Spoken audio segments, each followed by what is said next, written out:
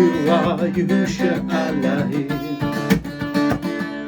You are the center, and from the center, your light is here for all to see.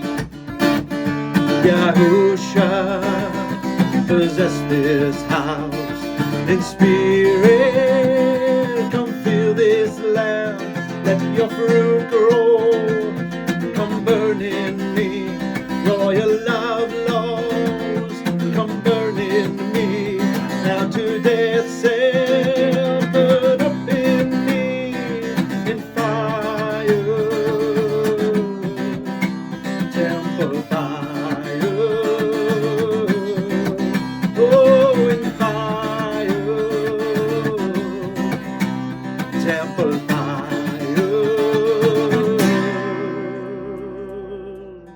Hey brothers and sisters, yes, I want to talk about fire, temple fire. We've been talking about the temple a lot lately in our dining discussions, and the ancient form, old covenant form, and a new covenant form of worship. What's happened to the worship? What's happened to the behavior? Because that's what it all culminates into and is fulfilled in new body, living, temple, dwelling behaviors.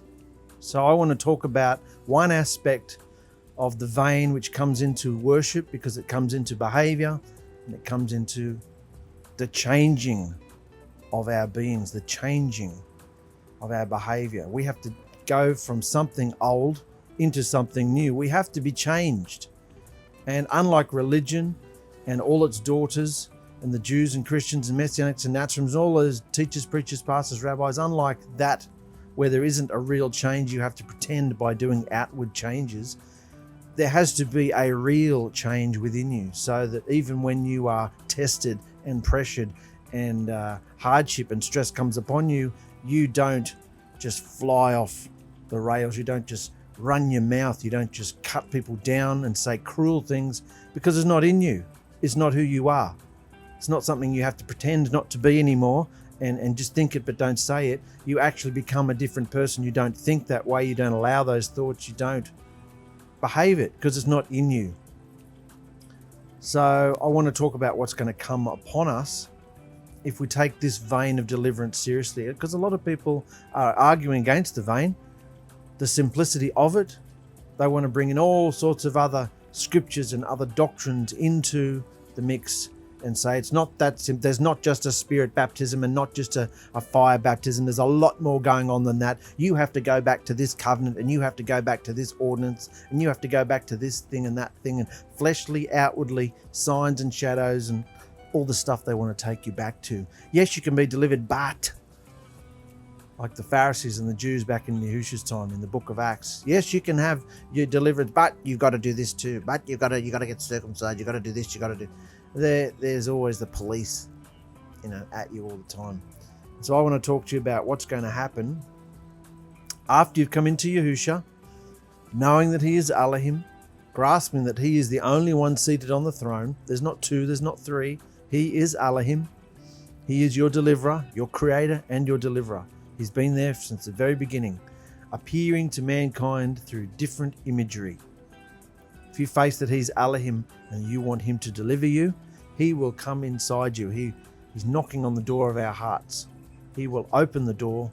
He will come in. He will give us a new heart, a new spirit, and that is what is called a spirit baptism, where He puts His spirit into us. He makes us spiritual beings so that we can hear His voice, we can read the text and actually know what it means, because you can't you can read text and understand it physically, but you can't understand it spiritually if you're not spiritual.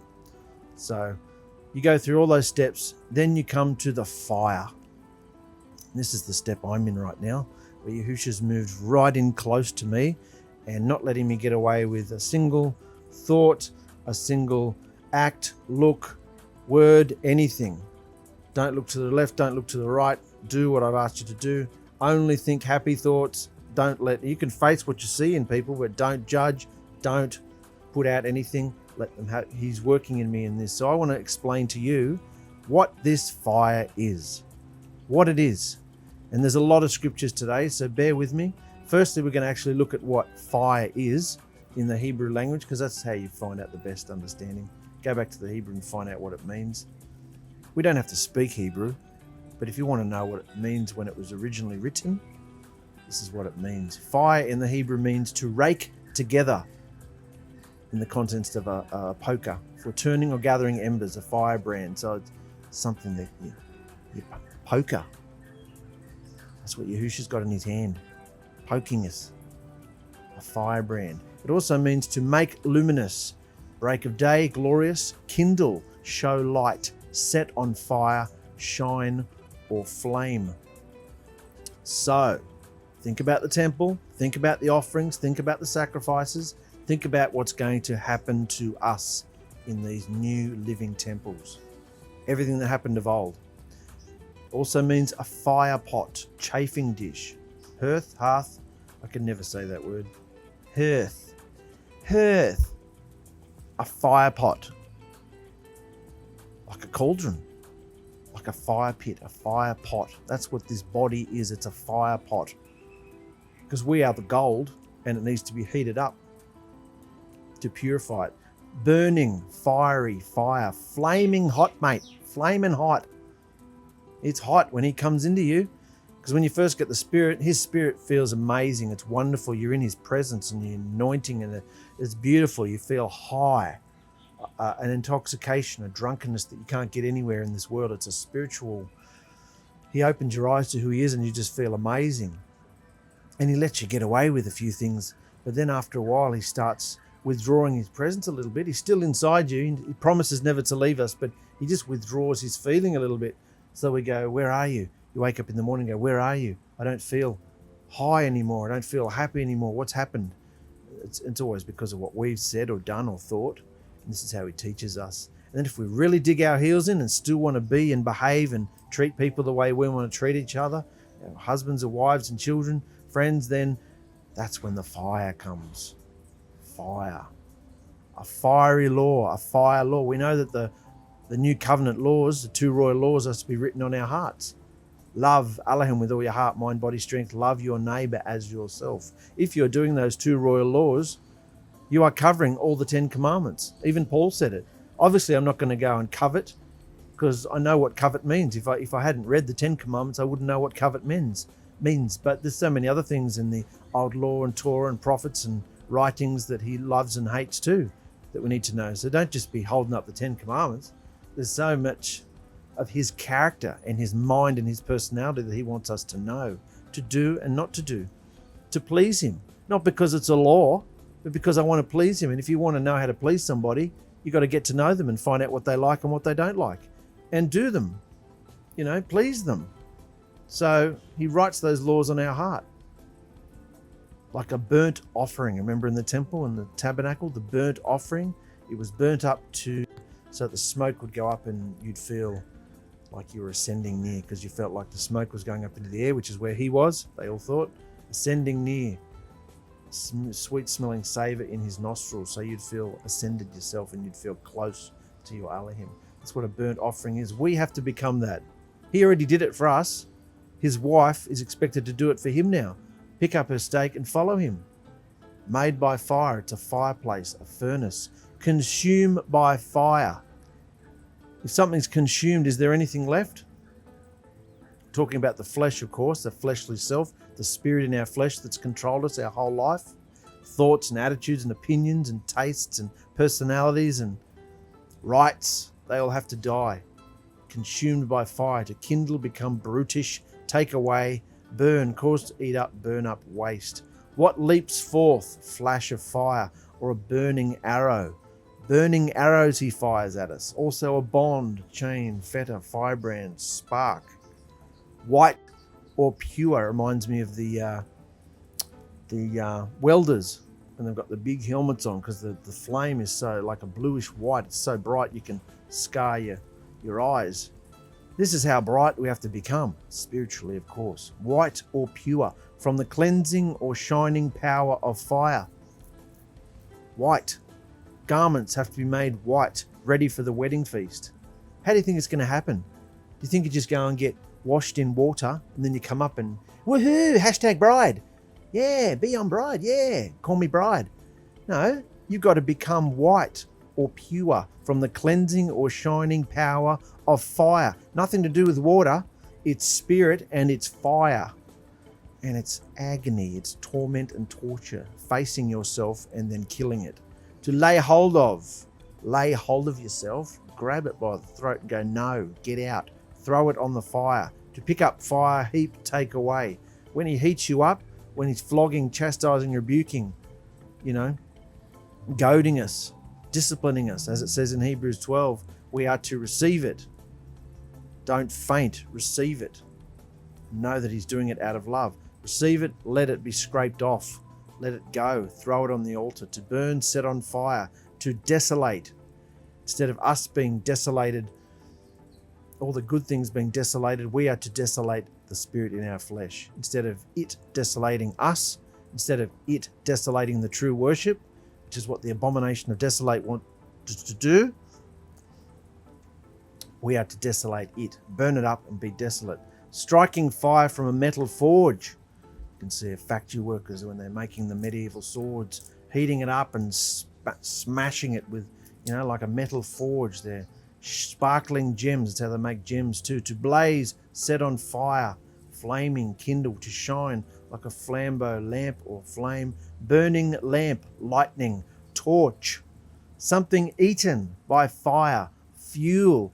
This is what's going to fuel our transformation. This fire is how we're going to change. It's going to fuel our eternal life. Because if we're not 99.99999% overcome and ready and mature as you can possibly get, and that's between you and Yahusha, only he knows that you've done your best.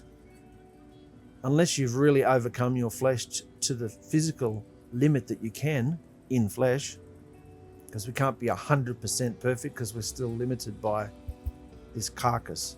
But if you overcome to the point where you're meant to, and he accepts you, you'll know, and you'll be ready to be transformed when he arrives. Fire or fuel, abstractly a conflagration in extensive fire which destroys a great deal of land or property. That's what a conflagration is. Conflagration, an extensive fire which destroys a great deal of land or property. Been watching a show called Land Man, all about oil mines made by the Yellowstone crowd. And when there's an explosion on an oil mine, just a little spark can just blow up kilometers and kilometers and kilometers of land. And it's like a conflagration, an extensive fire which destroys a great deal of land or property. It just spreads like wildfire, just from one little spark. Well, how powerful is that spark, that seed that he's planted in us when he baptized us in spirit? That seed is just sparking, going off all the time in me, like fireworks. Anytime you look, say, think, be something you're not supposed to, there's another spark, a conflagration. What's the result supposed to be? Raising hands in prayer or rising of a flame, like the incense burner in the tabernacle, in the temple. Rising flame, that stood for the prayers, the communication. Raising hands in prayer, an utterance beacon as raised, present as taken, reproach, burden collection, sign of fire, great flame, gift, lifting up, mess, oblation, which is sacrifice, reward. To catch fire, burn, kindle. I'm getting through these because we've got a lot of scriptures. Blow with the breath of air. To fan as a breeze, to utter, kindle, fire. To scoff, blow upon, break, puff up, bring into snare, speak. Conflagration, we dealt with that. Burning inflammation. Burning inflammation. I've had burning inflammation in my tooth the last couple of weeks, and I know that it's a consequence. I face anything that's a sickness, a disease, a flu, anything that happens to our bodies, which are promised to be protected. He promises to protect us. That's what he gives us. Utter and complete shalom, which is, financial, health. Financial doesn't mean you're rich. It just means you're looked after, and you don't have to be stressed and, everything's working, and health and favor, all these things. Burning inflammation. Face what you're in. Face the consequences of your actions. Because if you're going through Yahusha's fire, it's your fault. Don't go blaming your wife or your children, and no matter what they're doing or saying, blame yourself because you're the one going through the fire. Fumigation in a close place to driving out the occupants. Drive out those occupants, those wicked spirits, the high places and that spirit in your flesh that's trying to control you. Drive it out. That's what the conflagration is for. The burning fire to smoke out all the occupants of the land. Turn into fragrance by fire. We know all about the sweet smelling fragrance from the older covenant. That was an act of worship, the sacrifices, to produce sweet smelling sacrifices. Burn incense, sacrifice, altar, incense, kindle, offer incense, sacrifice, a fire pot, furnace, or oven. So I think that's a pretty extensive explanation of what fire is. A lot of it was physical fire. He uses physical things in this earthly vessel, earthly sphere, earthly plane of existence so that we will understand what's really going on. We don't get literal, hopefully, I hope you haven't, been burnt literally with fire. We get spiritual fire. It's spiritual fire, like the divine fire that shot out from the temple and into the temple and the tabernacle, like the divine fire in the burning bush. Yet the bush wasn't burning. It was spiritual. It was divine fire from another dimension. That's what comes upon us. And not in a good way. It's not to uplift us. It's to burn, to cleanse, to, it's meant to be uncomfortable. It hurts. It's hot. You'll be sitting there all of a sudden and you just feel like you're on fire, and it does have physical symptoms because you're just dripping in sweat and you're like, where's the air conditioner gone? Like, it's not working because of your thoughts and what you're going through. Let's look at some scriptures. Genesis 19, and Yahuah rained sulfur and fire on Sodom and Gomorrah from Yahuah out of the sky. Out of the sky.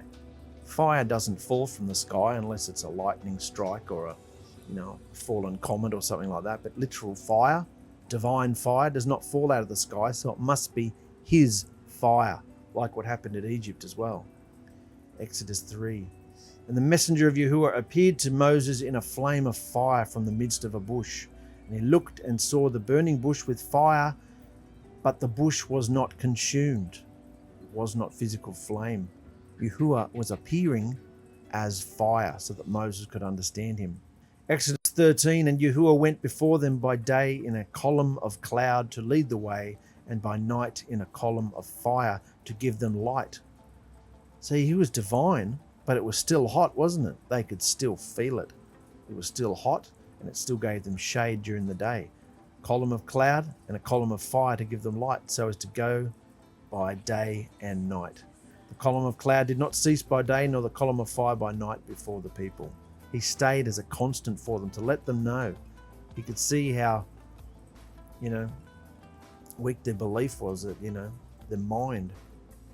They needed a visual constantly. So he was there constantly. Anytime they would have a doubt or they would hear a wrong thought, they'd be able to look up and go, no, he's still there. He's still there. He's moving. Come on, he's moving. We better follow him. Exodus 19, and Mount Sinai was in smoke, all of it, because Yahuah descended upon it in fire. In fire. And it's divine fire, yet you can go to Mount Sinai today and the rocks have been so scorched that even earthly scientists say something phenomenal happened here. Something extraordinary happened here, because rocks don't normally look so baked, so scorched. We know why. Because of this fire. Its smoke went up like the smoke of a furnace, and all the mountain trembled exceedingly. It was so exceedingly that Israel ran. They cowered. They didn't want to be part of it. They were so scared because they didn't want to give up themselves and receive their Elohim. Exodus 24, and the appearance, the image of the esteem of Yahuah was like a consuming fire on the top of the mountain before the eyes of the children of Israel. It was an image, but as we discussed, it was still hot. It was still powerful. Exodus 29, you shall burn the entire ram on the slaughter place. We are these rams. We are these offerings, these sacrifices. We need to be burnt up. It is a burnt ascending near offering to Yahuah. It is a sweet fragrance and offering made by fire to Yahuah. Exodus 40, for the cloud of Yahuah was on the dwelling place by day, and fire was on it by night, before the eyes of all the house of Israel in all their journeyings. On the tabernacle, The fire was on it by night, and the cloud was over it by day. They knew that he was above the tabernacle. They knew he was there. His presence was there. He let them know. Leviticus 6, fire is continually kept burning on the slaughter place. It is not put out. Continually. Our worship must be continually. And if it's not, the fire will be continually in us. This fire is continually kept burning on the slaughter place. It is not put out. Our slaughterings do not stop. Our sacrificial behavior, offering up the bulls of our lips, willing to die, willing to let people have who they want to be, willing to accept them and love them, perform the two royal laws, that has to be burning continually in us. So, Leviticus 10, we know this one. And Nadab and Abihu, the sons of Aaron, each took his fire holder and put fire in it and put incense on it and brought strange fire before Yahuah, which he had not commanded them. And fire came out from Yahuah and consumed them, and they died before Yahuah. If you want to bring strange worship, strange behavior, unlawful, even abominable behavior that he does not accept into this worship temple, it's going to frackle up when the fire comes on you. You are going to make an utter fool, an abomination of yourself. He will not accept your behavior. He will not accept your worship because it's strange. Don't be strange. If you're not doing the two royal laws and the fruits of the Spirit, love, joy, peace, patience, kindness, all those, if you're not behaving like that, you are strange. You're a freaky, strange person. Shifty. Numbers 11, and it came to be when the people were as complainers, it was evil in the ears of Yahuah, and Yahuah heard it, and his displeasure burned. They were whinging and bitching and complaining. And the fire of Yahuah burned among them and consumed those in the outskirts of the camp. And the people cried out to Moses, and Moses prayed to Yahuah, and the fire died down. Then he called the name of the place Taberah, because the fire of Yahuah had burned among them. What was the key word there? Complaining. Complaining is something we do a lot of in our bodily temples, through these mouth holes. Even if we don't make a big deal out of it verbally, we still have it inside ourselves. The injustice, it's not right. I've got my rights. I don't have to be treated like this. I'm not going to put up with this. I. I'm not going to let them talk to me like this. I'm going to bully people and get my way, and I'm going to Are you a big bully bum like that? Big fat bully bum? Well, you're going to get fire. You're going to get fire on you. Numbers 31. Eleazar the priest said to the men of the campaign who went to the battle, "This is the law of the Torah which Yahuah commanded Moses. Only the gold and the silver and the bronze and the iron, the tin and the lead, every object that passeth through fire, you put through fire." Every object that can pass through fire, you put through fire. And it shall be clean. Only let it be cleansed with the water for uncleanliness. And whatever does not pass through the fire, you pass through water. So if you can't put it through the fire, you put it through the water. What's the fire? We're discussing what the fire is. Yahusha's going to burn everything up through his fire and his word, which is the water and the fire. Whatever does not pass through fire, put through the water. And you shall wash your garments on the seventh day and be clean, and afterwards come into the camp. Where is the ultimate eternal life camp? It's coming down from the heavens, a new Jerusalem, a new city, new royal camp. And we will be clean, our garments will be washed. And the seventh day, what are we looking forward to? The eternal Sabbath, the eternal seventh day. So even when you're reading these older scriptures, you can see it. You got to go through fire, you got to go through the water, washing of the word, cleanse your mind. Because as you start reading the word, you go, it's like a mirror. Oh, I don't do that. Oh, I do that. Oh, that's right. That's wrong. That's wrong. He changes your conscience, cleans you out, gives you a new mind because of his word, the fire and the water of his word. Then you will have your garments washed clean and you'll be ready for eternal life on the seventh day. So, Deuteronomy 4, and you came near and stood at the foot of the mountain, and the mountain burned with fire to the heart of the heavens. Darkness, cloud, and thick darkness. And Yahuah spoke to you out of the midst of the fire. You heard a voice of words, but saw no form. You only heard a voice, and he made known to you his covenant, which he commanded you to do, the 10 words. And he wrote them on 2 tablets of stone. And Yahuah commanded me at that time to teach you the laws and right rulings for you to do them in the land which you pass over to possess. In the land you pass over to possess. For Yahuah your Elohim is a consuming fire, a jealous El. Has a people heard the voice of Elohim? Has a people heard the voice of Elohim speaking out of the midst of the fire as you have and live? Has anybody ever heard the voice of Elohim speaking from the fire as you have and ever lived to tell the story? These 10 commandments that they were written on stone, that they were to take into the land with them. What land are we focused on today? Are we going into Canaan? We're going into the promised land of the Middle East, Israel? Are we into all that? This land, we're looking forward to an eternal city coming, a new heaven and new earth. But this land, this temple that needs to be conquered, as we saw with the fire, to burn out all the occupants, the old spirits and spirit of our flesh. Yahusha, his blood washes us and he writes his 2 royal laws. Because Yahusha said, I give you 2 new commandments. A new commandment I give to you. Love one another. Love one another. All the law and the prophets hang on this command. Remember this one in 1 Kings 18 with Elijah? You shall call on the name of your mighty one, and I'll call on the name of Yahuah. And the Elohim who answers by fire, he is Elohim. So all the people answered and said, the word is good. And we know what happened. They all did a big song and a dance, and the prophets of Baal got nowhere. Their fake-ass Elohim God deity did not show up because he's not real. But Yahuah did. He appeared, even though Elijah poured water over his sacrifice. Very hard to burn. Not hard for divine fire. It shot down out of the heaven and burnt up his sacrifice. So Yahusha is going to prove to us by fire that he is Elohim. So if you're still on the fence and you can't decide whether Yahusha is Elohim or not, he's going to show you if you're his chosen bride. He will prove it to you by fire. So just keep track of your consequences, because they're all part of the fire. As we looked in the Hebrew language, fire, inflammation, sickness, viruses, heartaches, consequences, calamities, they're all part of Yahusha's fire. Not hateful fire, loving fire to get your attention, to cleanse you, because he wants to marry you. 1 Chronicles 21, David built there a slaughter place to Yahuah and offered ascending offerings and peace offerings and called on Yahuah. And he answered him from the heavens by fire on the slaughter place of ascending offering. So Yahuah responded to David through fire as well. I hadn't remembered that one. David had built an altar and Yahuah appeared by fire there. David knew Yahuah.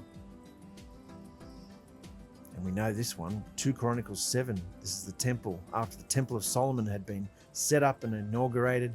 When Solomon had ended praying, fire came down from the heavens and consumed the ascending offering and the slaughterings, and the esteem of Yahuah filled the house like a thickness. The air became thick and heavy, weighty. That's what his Shekinah is like. The air just gets thicker and smokier. And the esteem of Yahuah filled the house, and the priests were unable to enter the house because of Yahuah. It filled the house of Yahuah, and all the children of Israel saw how the fire came down and the esteem of Yahuah on the house. And they bowed their faces to the ground on the pavement and did obeisance, worship, and gave thanks to Yahuah, saying, for he is good, for his loving kindness, commitment is everlasting. That's the result. That is supposed to be the result of his fire. That's how you know it's finished. When you're through the fire, you've got your face on the ground in surrender. And all you want to say is, he is good, his loving kindness is everlasting. You only want to think, say, do good things. You only want to hear it from him, because you can't do anything good of yourself. So it has to come from him. That's how you know you're through the fire. Your face is on the ground. Job 41, out of his mouth goes firebrands. We saw what the firebrands were, pokers, big fire pokers that they jab the wood with to turn it and get the fire going again. So just when you think the fire's dying down, big poker comes out of his mouth, a big firebrand. Sparks of fire shoot out. His breath sets coals on fire. You think your bad breath is bad. Check out his breath. His breath's so powerful.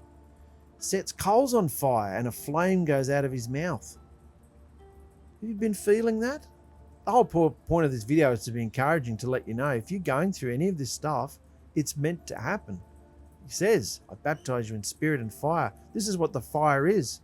It's not just some sweet little Pentecostal fire where we throw our hands up in the air and sing songs about fire. No, fire is agony and torture. Just ask anybody who's touched physical flame. Psalm 18. People who have been physically burnt will tell you they'd rather be dead. They're hoping and praying for death. That's the pain of it. And that's the point of his fire, to kill us. Our flesh must die.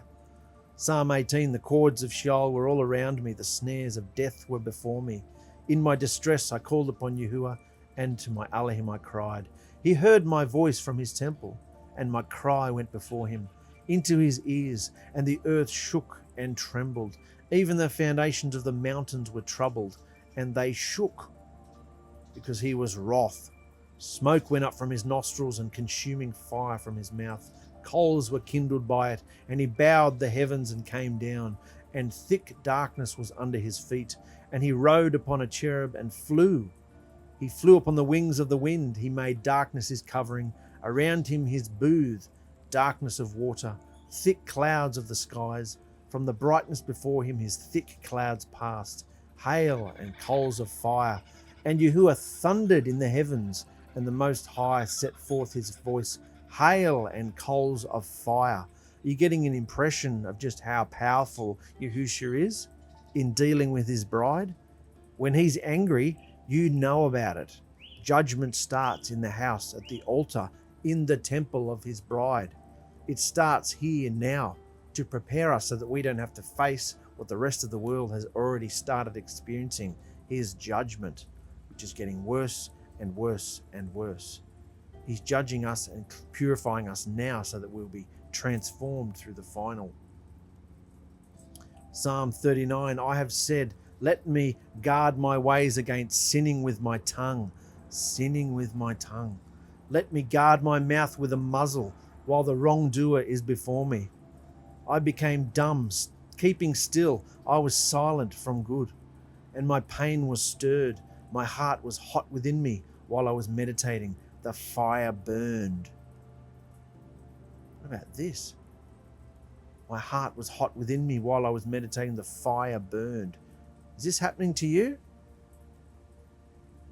Isaiah 6, and one cried to another and said, set apart, set apart, set apart is Yahuah of hosts. All the earth is filled with his esteem. And the post of the door was shaken by the voice of him who cried out, and the house was filled with smoke. And I said, woe to me, for I am undone. This is Isaiah having this vision. Woe to me, for I am undone. I am a man of unclean lips, and I dwell in the midst of a people of unclean lips. For my eyes have seen the sovereign, Yahuah of hosts. So when you see Yahusha and you face that he's Elohim, you suddenly realize who you are. You are of unclean lips. And one of the seraphim flew to me, having in his hand a live, fiery coal, which he had taken with the tongs from the slaughter place. And he touched my mouth with it and said, see, this has touched your lips. Your crookedness is taken away and your sin is covered. He burnt the bastard out of his lips. He burnt the wrongdoing out of his lips. He made him clean. The fire coals from the altar. Isaiah 66, for look, Yahuah comes with fire and with his chariots like a whirlwind, to render his displeasure with burning and his rebuke with flames of fire. For by fire and by his sword, his word is a sword.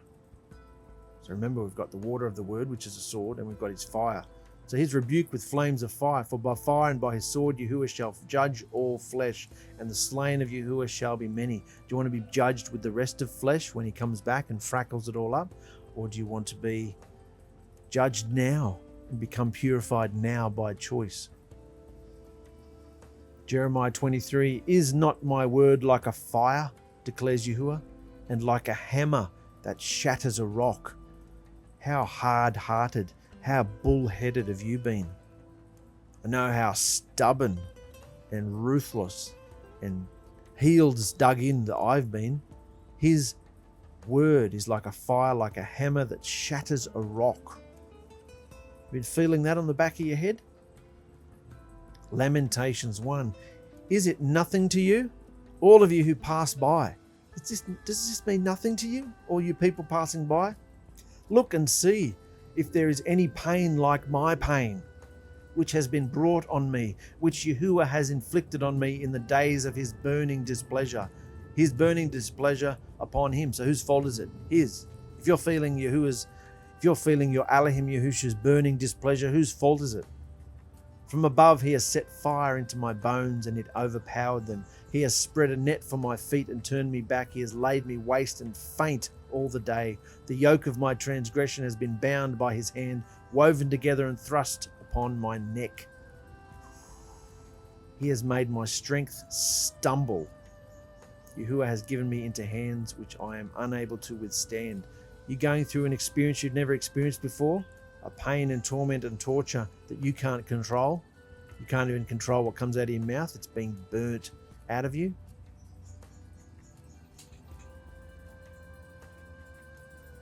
Go on, mate. It's my son, Micah. Go on, come say hello. He's just riding in from school. Good, mate. Very good. Love you, mate. Love you too. Ezekiel 1:4, and I looked and saw a whirlwind coming out of the north, a great cloud with fire flashing itself, and brightness was all around it, and out of its midst like glowing metal. That's pretty bright, isn't it? Glowing metal. Out of the midst of the fire and the likeness of the living creatures, their appearance was like burning coals of fire, and the appearance of torches moving back and forth among the living creatures. And the fire was bright, and out of the fire went lightning, and from the appearance of his waist and upward I saw what looked like glowing metal, with the appearance of fire all around within it. And from the appearance of his waist and downward I saw what looked like fire and brightness all around. I think we're proving who Elohim and his persona, his power, what it really is. Ezekiel 28, you profaned your set-apart place by your many crookednesses. We can all say that. How much have we defiled and defamed, profaned our set-apart places by our many crookednesses, by the unrighteousness of your trading. Therefore I brought forth fire from your midst. It has devoured you, and I turned you to ashes upon the earth before the eyes of all who see you. That's what your behavior and your reputation has become. Nothing. Ashes. That's the sort of reputation you have.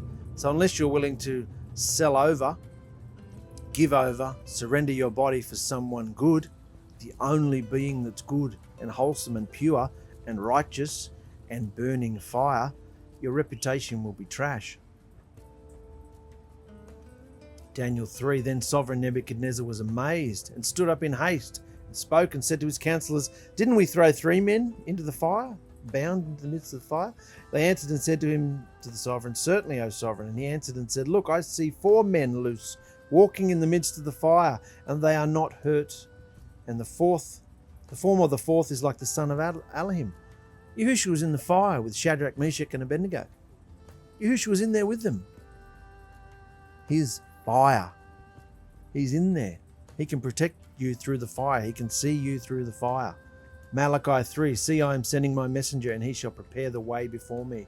Then suddenly the master you are seeking comes to his temple, even the messenger of the covenant in whom you delight. See, he is coming, and Yahuah of hosts, and who is able to bear the day of his coming, and who is able to stand when he appears? For he is like the fire of a refiner, and the soap of a launderer. And he shall sit as a refiner and a cleanser of silver. It's telling us right there what he's going to do, what his role is. Yahushua is going to cleanse us like soap. Wash your mouth out with soap. Sit as a refiner and a cleanser of silver. And he shall cleanse the sons of Levi and refine them as gold and silver, and they shall belong to Yahuah, bringing near an offering in righteousness. In other words, the sons of Levi were the priests. We are the new Melchizedek priests. He's cleansing and refining us with fire. We don't have to become a Levite priest. We've been given the royal status of Melchizedek priests in Yahusha. Matthew 3. Here we go. We're getting into some new stuff now. Matthew 3. I indeed immerse you in water, John the Baptist said, for repentance. But he who is coming after me is mightier than I, whose sandals I am not even worthy to bear. He shall immerse you in set apart spirit and fire. He will baptize you not in water. Come on. Use this. He's not even worthy. He's divine. He's spiritual. He's a supernatural entity coming into this sphere of reality. And he's going to make us spiritual, baptize us in spirit and in fire. Understand what the scripture says, guys. Matthew 3, his winnowing fork is in his hand, and he shall thoroughly cleanse his threshing floor and gather his wheat into the storehouse. But the chaff he shall burn with unquenchable fire. Do you want to be the chaff, or do you want to be the cleansed gold that's coming through now? Luke 12, everyone to whom much is given, from him much shall be demanded, and to whom much has been entrusted, from him much more shall be asked. I came to send fire on the earth. Yahusha saying this. I came to send fire on the earth, and how I wish it were already kindled. But I have an immersion to be immersed with, and how distressed I am until it is accomplished. He's got a baptism, a form of experience, a suffering to go through, a death to go through, that we have to follow him in. Do you think that I came to give peace on earth? I say to you, no, but rather division. That's what his sword does, brings division, it brings separation, makes us set apart. Acts 2, and there appeared to them divided tongues as of fire and settled in each one of them. That's what happened when he poured out his spirit on the 120 in the upper room. Spirit. And then they had fire. They had divine fire on their heads, but then they went through fire, didn't they? The next few decades, it was fire. They were suffering. They experienced Yahusha in his fullness. So did Paul when he got struck off the horse. Romans 12, instead, if your enemy hungers, feed him. If he thirsts, give him a drink, for in doing so you shall heap coals of fire on his head. Did you know that if you do that, if you let someone have it, which just means accept them, let them have what they're saying, let them have their opinions, let them have who they think they are, let them have their rights that they think they're having, just let them be who they're going to be, because they're being it anyway, whether you fight them or not. Aren't you sick of the coals and the fire and the jabs coming on you all the time? If your enemy, and an enemy is anybody who's just not showing you love, because Yahusha is love, joy, peace, patience. So it could be your wife, husband, children, friends. It could be anybody, workmates, clients, anybody who's not showing you love is showing you enemy behavior. So if you give him a drink, if you do kindness, if you let them have it and love them, do the 2 royal laws, you'll be able to see through your spiritual eyes coals of fire falling on their head. Are you in control of the fire? No, but who is in control of the fire? So if you get out of the way and don't challenge them for authority, challenge them for, dominance, challenge them to be right in knowledge, in writ, in reputation, in anything, you'll see Yahusha move on them. That's where I'm going in this experience, because I've tried to change everybody in my life, wife, children, everybody, and in the end I get the fire. So because of my behavior, which has been disgusting. So this is a really important scripture for me. Love your enemies. Be good to those who spitefully hate you, things like that, show you that behavior. 1 Corinthians 3, and if anyone builds on this foundation with gold, silver, precious stones, wood, hay, straw, each one's work shall be revealed, for the day shall show it up. No matter what you fill yourself with, it'll come out. What you let go in will come out, because it is revealed by fire. The minute Yahusha just pushes that play button on your chest in fire, all the filth you filled yourself with comes out of your mouth. You say it to people you don't want to say it to, and you wreck your reputation. That's what you filled yourself with. Our works are revealed by fire, and the refiner shall prove the work of each one, what sort it is. If anyone's work remains, which he has built on, he shall receive a reward. If anyone's work is burnt up, he shall suffer loss, but he himself shall be saved, but so as through fire. You might get delivered at the end of this process, but only through fire. Because what's in you can't filter into perfection, can't filter into maturity or into the wilderness of waiting, can't filter into the bride. No way. It's got to get through the fire, get through the cauldron. So you'll make it, but you've got to go through the fire. Do you not know that you are a dwelling place, temple of Elohim, and that the spirit of Elohim dwells in you? If anyone destroys the dwelling place of Elohim, Elohim shall destroy him. What does it say about anybody who puts his hands on his bride? He's a jealous Elohim. Nobody's going to cause any discomfort to his bride. He will move in and act. For the dwelling place of Elohim is set apart, which you are. He has made us set apart. Do we behave it though?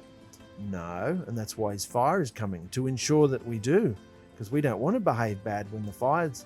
We've felt the fire. It's pain. Hebrews 10, for if we sin purposely after we have received the knowledge of the truth, there no longer remains a slaughter offering for sins, but some fearsome anticipation of judgment and a fierce fire which is about to consume the opponents. That fierce fire is about to frackle up this whole world. Anyone who had disregarded the Torah of Moses died without compassion on the witness of 2 or 3 witnesses. That's true. Anyone who disregarded the Torah of Moses and disobeyed it was intentionally.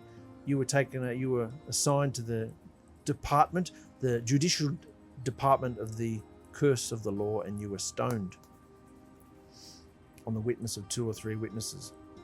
How much worse punishment do you think shall he deserve who has trampled the son of Elohim underfoot, and counted the blood of the covenant by which he was set apart as common, and insulted the spirit of favor? For we know him who has said, vengeance is mine, I shall repay, says Elohim. And shall Elohim, and again, Elohim shall judge his people. So we know Yahusha is going to do it all. And if we don't acknowledge who he is, if we don't acknowledge what he did, if we don't discern the body and the blood and face that he's Elohim and how powerful he is, well, what do you expect? That's why so many are sick and dying among you, because you don't face that Yahusha is Elohim. So what do you expect? Sick, dying, calamities, consequences, inflammation. Because if you face that Yahusha is Elohim, you'd be behaving very differently. But you think you can get away with what you're doing. Fire is coming, brothers and sisters. Indeed, our Elohim is a consuming fire. James 3, look at the ships too. Although they are so big and are driven by strong winds, they are turned by a very small rudder, wherever the pilot intends. So too the tongue is a little member, yet boasts greatly. See how a little fire kindles a great forest? And the tongue is a fire, the world of unrighteousness. Haven't most of our problems come from our tongue, from our members? Among our members, the tongue is set, the one defiling the entire body and setting on fire the wheel of life, and it is set on fire by destruction. For every kind of beast and bird, reptile, creature of the sea is tamed and has been tamed by mankind, but no man is able to tame the tongue. No, Scripture says it. No man has ever been able to tame the tongue. It is unruly, evil, filled with deadly poison. With it we bless our Elohim and Father, and with it we curse men who have been made in the likeness of Elohim. Out of the same mouth proceed blessing and cursing. My brother, this should not be so. He doesn't want us walking in both camps, in both kingdoms anymore. 1 foot in the world and 1 foot in the rain. Can't have it like that. If you've crossed over into the rain, if you've been baptized in his spirit, if you've come in through the narrow gate and you finally found Yahusha as Elohim and you're in that rain, you become a spiritual being, you got to be in it. You can't just then go looking at the world and go, I've got to do this, I've got to do that, I've got to do. You know, we have to live and behave in the world, but we're not part of it. We don't behave like them. You can't have both.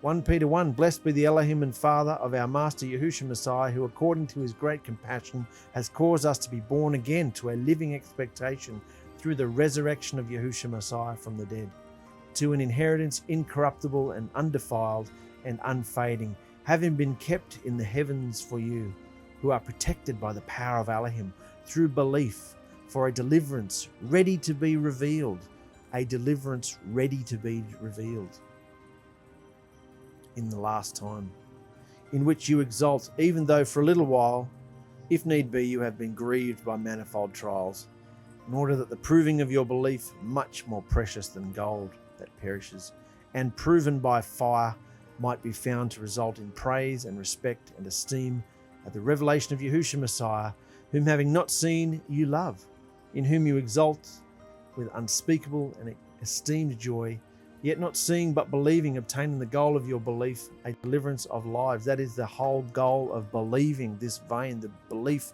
in Yahusha as Elohim. The whole goal is the deliverance of your lives. So even if you have been for some time grieving, going through manifold trials, proving your belief, even if you have been going through grief, you can come into this joy. That's what the fire is to produce. Righteousness and peace and joy. Revelation 3. I advise you to buy from me gold, refined in the fire, so that you become rich, and white garments, so that you become dressed, so that the shame of your nakedness might not be shown, and anoint your eyes with ointment so that you can see. That's what's happening to us, brothers and sisters. We've all been naked, ashamed, disgusting in his sight, and we haven't even cared. Anoint your eyes with ointment so that you can see yourself, take a good look, and die. Kill it by gold refined in the fire. In other words, become refined. Obviously, you can't go and buy this gold. You have to become it. We are the gold. The refiner's fire is coming upon us to refine this gold, to make us perfect, so that we can see. Revelation 15. And I saw like a sea of glass mixed with fire, and those overcoming the beast and his image and his mark and the number of his name, standing on the sea of glass, holding harps of Elohim. We who are overcoming will be delivered through the fire, through everything that catastrophic is going on in this world. We're going to be delivered through it, protected and safe. I want to make you aware that this is the fire of Yahusha's divine deliverance coming on his bride. Everybody who's going through this vein of deliverance is having this happen to them in this wilderness experience right now, all across the world. I urge you to take this seriously, because this is life and death. There's only a couple of years left, brothers and sisters. Human history, government, economics, it's all crumbling. The natural disasters, judgments, are happening all over the world, over and over again. You don't see the news any day where there's not some catastrophic event going on in the world. It's ending. It's like birth pains. Destruction and the end is about to give birth. Yahusha is about to arrive, and his bride needs to be perfect, which just means mature. We need to change. We have to become different people. The way you've been responding to your wife or your husband, the way you've been treating your children, and the way you've been treating your friends and family, the way you naturally react and respond and behave that you might think is clever or funny or witty or sarcastic, whatever you think has to die. You have to become a different person. You have to be cleansed and refined in this fire. This is how you know that you're in the vein. What is the vein? Yahusha is Elohim, which brings you into the narrow gate. He is the only door, the narrow gate. He's going to baptize you in his spirit, fill you with his spirit. He's going to baptize you in his fire, which is what we've been talking about all day here right now. The fire. He's going to come on you to cleanse you. The cauldron experience, we call it. Big fire pot. And you know it when he heats it up. And to dissolve the gold, to scrape off, bring up the impurities and scrape off the dross, to purify us, so that we then enter the wilderness of waiting, perfection. And how do you know you're in the wilderness? Because the royal laws of love, loving Elohim and loving your neighbor, are coming out of you in your behavior. That is the true temple worship. The royal laws of love and the 9 fruits of the Spirit: love, joy, peace, patience, kindness, goodness, faithfulness, gentleness, self-control. They come from his he opens a portal on our heart, and they come through us from his throne. We ask him, instead of when we feel it, when we want to lash out, when we want to get someone back, when we want to fly off the handles, we just take a breath, go into the port, go into Yahusha, ask him. That's what the communication is for. He says, pray without ceasing. He's there. It's obvious when someone is not treating you with the love that Yahusha would treat you, the truth, or honesty or anything. Go in here and he will say patience, kindness, love, or just have joy. Don't worry, I'm handling them, you just have peace. He'll give you a fruit to behave. That's how you know you're in the wilderness, step 4. So the bride needs to be whisked away, because as Revelation says, the dragon's after her. The remnant has to be whisked away into the wilderness for 3.5 years. Well, the time's already started and he's got to come back earlier. So we know there's only a couple of years left, guys. We need to be waiting in the wilderness, serving him wherever he wants us to go, be, say, do. Love you, brothers and sisters. If you're going through this fire, if you're feeling any of these calamities, drama with your husband or wife, your children, maybe physical inflammations and diseases and viruses and, all sorts of things, he's getting your attention. There's no such thing as a coincidence. When you come into Yahusha, he's showing you through every single thing, like he did in the old covenant. He showed them through every single crop, through every single cow, sheep, dove, sacrifice. Whether they had a good harvest, the fruits, the vines, everything they did, he showed them whether he was happy with them or not. He's showing you today in your job, in your house, in your finances, in your body, in your health. He's showing you in everything, in your mind, whether you feel his favor or whether you feel miserable. He's showing you everything that he wants you to know. So run after him, and don't forget the vein, because the vein is the only way you're going to get delivered. So don't be listening to any of the daughters of Israel, the preachers, teachers, pastors, rabbis. They're all funded by Israel. They're all sucking up to Israel to get a piece of her pie. Don't be listening to any of those. The Christians, the Jews, the Messianics, the Nazarene, all of them. Catholics, Protestants, they're all in the Jews' pockets, mate. Get out of the way. Run to Yahusha's vein. It's enough today. Fire is on us. How is your response?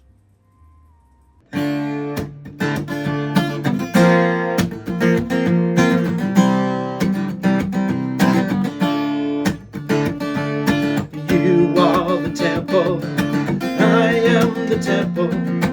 You are Yahusha Elohim. You are the center, and from the center, your light is here for all to see.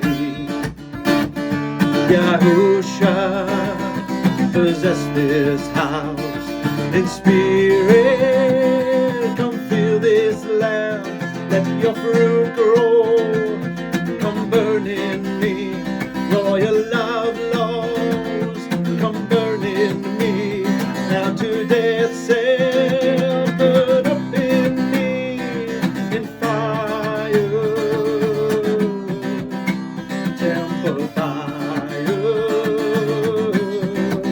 oh, in fire, temple fire.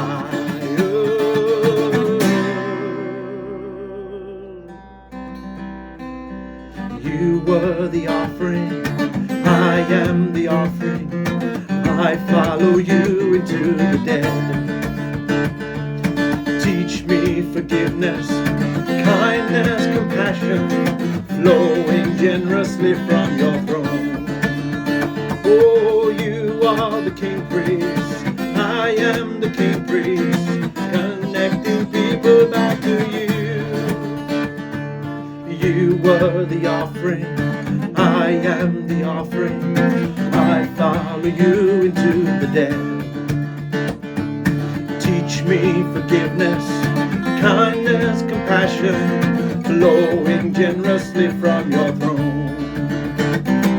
You are the king priest, I am the new priest, connecting people back to you.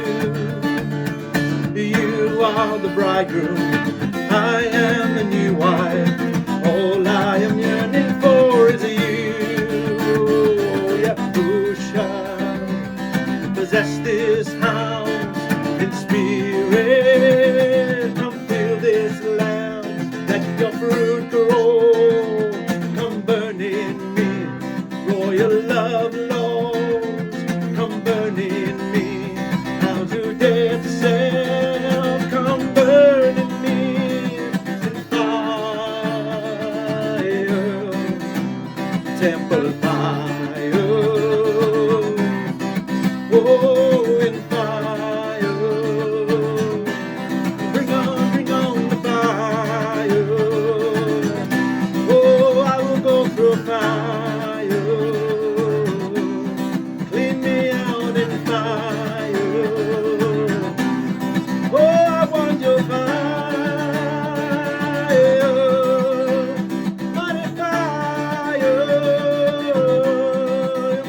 Temple fire, temple fire.